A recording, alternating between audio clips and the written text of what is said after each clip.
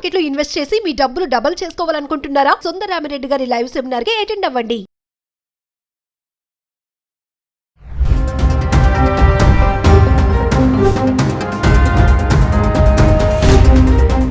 నమస్తే, welcome back to Suman TV. Present మనతో పాటు ఉన్నారు పబ్లిక్ స్పీకర్ రజనీ రామ గారు. నమస్తే మ్యామ్. నమస్తే నవీన.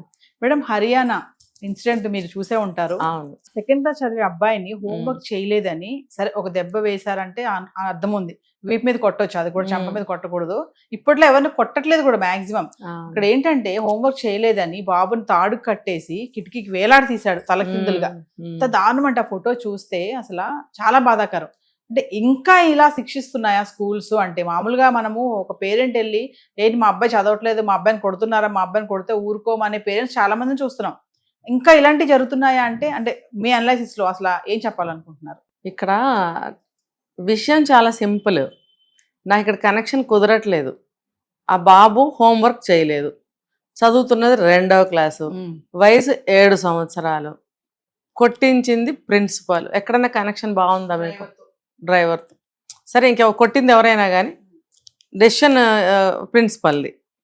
2వ క్లాసు స్టూడెంట్ మీద కాన్సన్ట్రేట్ చేసే అంత ఇది ఉందా ప్రిన్సిపాల్కి? ఇంకా వేరే క్లాస్ స్టూడెంట్స్ ఎవరు ఉండరా? 1వ క్లాస్ పిల్లల మీద 2వ క్లాస్ పిల్లల మీద పట్టించుకుంటారా అసలు ఎవరైనా? ప్రిన్సిపాల్ లెవెల్లో క్లాస్ టీచర్స్ పట్టించుకుంటారు, అంతవరకు మనకు తెలుసు. వాళ్ళకి ఏముంటుంది, సెకండ్ క్లాస్ వాళ్ళకి ఎడిషన్స్ సబ్ట్రాక్షన్స్ కూడా ఉండవు నాకు తెలిసి. ఎడిషన్స్ ఉంటాయి, లేకపోతే ఏబిసిడీలు ఉంటాయి, క్యాటు బ్యాటు ర్యాటు లాంటివి ఉంటాయి. క్యాటు ర్యాటు బ్యాటు ఉంటే ఎక్కువ. ఇంకా అది ఆ చిన్న విషయం కోసం ప్రిన్సిపల్ వరకు వెళ్ళాలా? ప్రిన్సిపల్ దిగొచ్చి పనిష్మెంట్ ఇవ్వాలా? అక్కడ ఏదో సంథింగ్ ఈజ్ రాంగ్. అసలు మనకి విషయాలు బయటకు రావట్లేదు సరిగ్గా.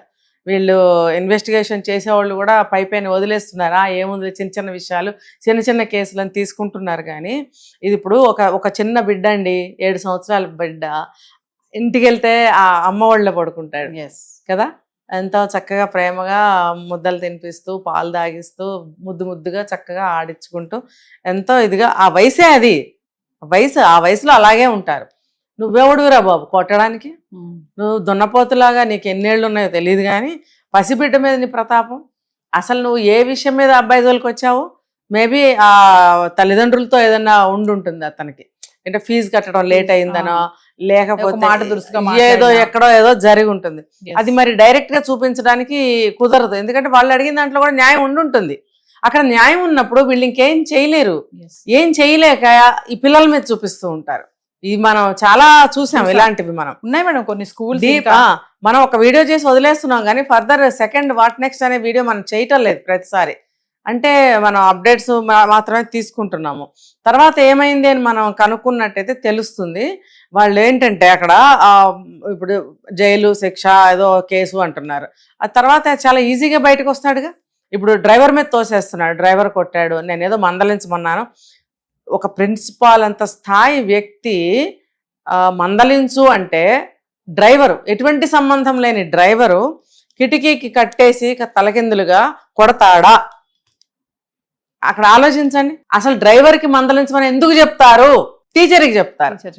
క్లాస్లో మానిటర్ ఉంటే మానిటర్కి అప్ప చెప్తారు, నువ్వు హోంవర్క్ చేసాడు లేదు సరిగ్గా చూడు, చేయమని చెప్పు, గుర్తు చేయి అని మానిటర్కి చెప్తారు. మరి డ్రైవర్కి చెప్పడం ఏంటి? వాడికి ఏం సంబంధం? ఆ డ్రైవర్కి క్లాస్ రూమ్ లో పనే లేదు, డ్రైవర్కి అసలు లేదు. నేను ఎందుకు ఇక్కడ వాడు అంటున్నానంటే అక్కడ డ్రైవరు చేసిన వెధవ పని కాబట్టి అందుకని నేను ఆ డ్రైవర్ని మాత్రమే అంటున్నాను. అంటే అది ఏమన్నా పెద్ద విషయమే కాదు, ఇంకా బాగా తిట్టచ్చు వాడిని. సో అసలు వాడికి ఏం సంబంధం? అసలు నిజంగా డ్రైవర్ కొట్టాడా తెలీదు, ఆ వీడియో మనకు లేదు, సాక్ష్యాలు ఉన్నారా ఎవరన్నా? ఆ పిల్లాన్ని కొట్టేటప్పుడు ఎవరన్నా ఉన్నారా? సరే, పెద్ద పిల్లలైతే భయంతోనో ఎవరన్నా చూస్తారేమో అనే సిగ్గుతోనో మూసుకుంటారు నోరు. పసిపిల్లాడికి అవన్నీ తెలియవు, కేకలు పెడుతూనే ఉంటుంటాడు. కేకలు పెట్టినప్పుడు పక్క స్టూడెంట్స్ కానీ టీచర్స్ కానీ ప్యూన్లు కానీ ఎవరు ఉండరా? మరి స్కూల్ అంతా అయిపోయాక కట్టేసి కొట్టారా? అది ఎంత దారుణం! అది అంత స్కూల్ అయిపోయాక కిటికీ కట్టేసి కొట్టాల్సిన అవసరం ఏంటి? అసలు ఏం ఊహించుకుని ఏం ఆలోచించుకుని ఆ పిల్లాడికి ఆ పనిష్మెంట్ ఇచ్చారు? ఇక్కడ డ్రైవర్ సంబంధం ఎంత మాత్రం లేదు.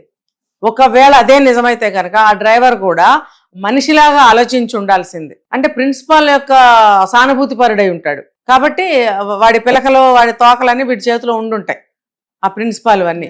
అందుకని వీడు రెచ్చిపోయి కొట్టాడా, లేదా అదంతా అబద్ధం అయితే డ్రైవర్ తిరగబడాలిగా. ఇవేమీ జరగట్లేదు కాబట్టి అసలేంటి అనేది మనకు తెలియాలి. ఏమైనా సరే ఈ ప్రిన్సిపాల్ ఇక్కడ కథ ఏదో నడిపాడు.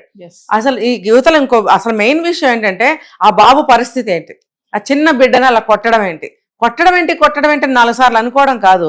ఈ ప్రిన్సిపాల్ని ఏం చేయాలి, అసలు ఈ సంఘటన ఏంటి, నాకు తలాతో ఒక అర్థమే కావట్లేదు. కేసులు ఫైల్ అయ్యే వాళ్ళ పైన, ప్రిన్సిపల్ పైన, స్కూల్ యాజమాన్యం పైన అని చెప్పేసి చెప్తున్నారు. ఫైల్ అయ్యింది, తర్వాత వాళ్ళు మళ్ళీ బయటకు వచ్చేస్తారు, ఏదో అయిపోద్ది. మరి మళ్ళీ రిపీట్ అవ్వవు అన్న ఏమన్నా? మళ్ళీ రిపీట్ అవ్వకపోవచ్చు. ఇప్పుడు ఇది తల్లరైంది కాబట్టి రిపీట్ అవ్వకపోవచ్చు, కానీ ఇంకో రకంగా ఏదన్నా అవ్వచ్చు. ముఖ్యంగా అసలు అదంతా ఏం జరుగుతుంది లేకపోతే జరగాలి అని కాదు మనం అనేది. ఇది జరిగిన దాని గురించి ఏం చెప్తావు?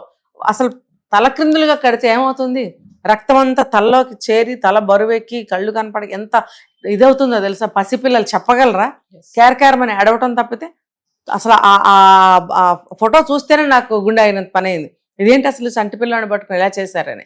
వాళ్ళు మనుషులేనా? అసలు ప్రతి ఒక్క కిరాతకం వెనక కూడా ఇట్లాంటి మనుషులు, ఇట్లాంటి మనస్తత్వాలు, ఇట్లాంటి దుర్మార్గాలు. అసలు మనిషి బతుకుతున్నారా వీళ్ళు? అది ఏంటి, మనుషులు అనుకుంటున్నారా, జంతువులు అనుకుంటున్నారా, లేకపోతే పెంపుడు జంతువుల్ని ఆడుకున్నట్టు అనుకుంటున్నారా పిల్లల్ని? అంటే స్కూల్ కదా, ఇక స్కూల్కి వచ్చాక మాదే బాధ్యత, ఇంక మేము ఏం చేసినా నడుస్తుంది అని కొంతమంది ఉన్నారు. కొన్ని స్కూల్స్ అలా ఉన్నాయి కూడా మేడం, బయటకు రావు. కానీ ఇప్పుడు ఇది బయటకు వచ్చింది కాబట్టి మనం మాట్లాడుకుంటున్నాం. కొన్ని అయితే ఉన్నాయి కదా, ఇంకా కొట్టే స్కూల్స్ ఉన్నాయి, ఇలాంటి పనిష్మెంట్లు చేసే ఉన్నాయి. గోడ కుర్చీ వేయించడం కానీ, ఇంకా గుంజీలు తీయించడం కానీ, కాళ్ళు వాళ్ళకి పనిష్మెంట్. అవును, గతంలో ఎన్నో మనం న్యూస్ చదివాం. గుంజీలు తీయిస్తే వాడికి కాళ్ళు వాసిపోయి సర్జరీ వరకు వెళ్ళిన సంఘటనలు కూడా చూసాం. అంటే అది కూడా ఒక లెక్కపత్రం ఉండదా గుంజీలు తీయటం కూడా? ఇప్పుడు ఆ పిల్లాన్ని కొట్టారు తలకిందులుగా కట్టేసి, కదలగలడా అసలు? అలా కొడితే ఆ దెబ్బలు ఓర్చుకునే వయసు ఉందా, తట్టుకునే శరీరం ఉందా? అక్కడ ఇంత శరీరం, చిన్న పసిబిడ్డ, వాడిని అలా తలకిందులుగా వేసి కొడుతుంటే మానవత్వం, తండ్రి మనసు అడ్డం రాలేదా ఆ నీచులకి, ఆ నికృష్టులకి, ఆ దుర్మార్గులకి? ఇంటి దగ్గర వాడు పిల్లలు ఉంటారా వాళ్ళకి? ఏమనుకుంటున్నారు? ఆ పిల్లాడికి ప్రాణం కడగడితే భయంతో ఏం జరిగి ఉండేది? ఆ బిడ్డను తీసుకొచ్చి ఇవ్వగలరా వీళ్ళు? ఇది ఊరికినే అరెస్ట్ చేయటం కాదు, చాలా తీవ్రంగా ఉండాలి శిక్షలు వీళ్ళకి. బెయిల్ ఇవ్వకూడదు ఇలాంటి వాటికి.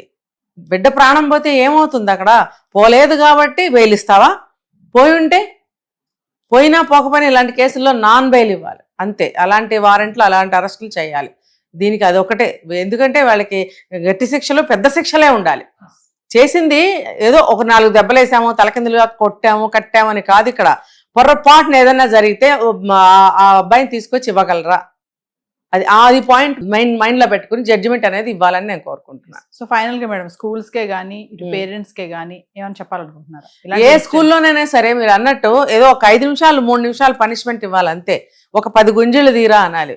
లేకపోతే ఏమంటారంటే, మా చిన్నప్పుడు ఇలా ముక్కు పట్టుకుని ఈ చెంప కొట్టమనేవారు ఏదైనా తప్పు జరిగితే. అది ఎంత 3, 2, 5 అంతే. చిన్నపిల్లల్ని కొడితే పెద్ద దెబ్బలేం తగలవు. పిల్లలతోనే పిల్లల్ని కొట్టించేవారు. మా స్కూల్ బెంచ్ మీద ఎక్కిమనేవారు. అది ఇన్సల్ట్ గా ఫీల్ అవుతారు. తర్వాత వీడు హోంవర్క్ చేయలేదు అని అందరిలో చెప్తే సిగ్గుపడతాడు. అలా చిన్నవి ఇచ్చేవారు. ఆ రోజుల్లో మనసుకు తీసుకునే వాళ్ళం కాదు. ఇప్పుడు అలాంటి చిన్న ఇచ్చిన మనసుకు తీసుకుంటున్నారు కాబట్టి మైండ్ సెట్, ఆలోచన విధానాలు మారిపోయాయి కాబట్టి పనిష్మెంట్లు ఇవ్వకండి. ఇప్పుడు నోటితోనే చెప్పాలి. ఎలా అంటే, ఇప్పుడు మామూలు చదువు చెప్తున్నారు, చదువుతో పాటు చదువు ఎందుకు చదవాలి, చదువుని ఎలా చదవాలి అనేవి నేర్పాలి వాళ్ళకి. కొన్ని సుభాషితాలు, కొన్ని నీతి వాక్యాలు, కొన్ని మోటివేషనల్ మాటలు ఇలాంటివి వాళ్ళకి చెప్తే వాళ్ళకి బ్రెయిన్ వర్క్ చేస్తుంది. ఇది ఎందుకు అనేది వాళ్ళకి సమాధానం దొరకాలి. దొరికినట్టయితే వాళ్ళు ఖచ్చితంగా చెప్పించుకోకుండానే చదువుతారు. ఇంత దారుణాలు ఒడిగట్టాల్సిన అవసరం లేదు. Thank you.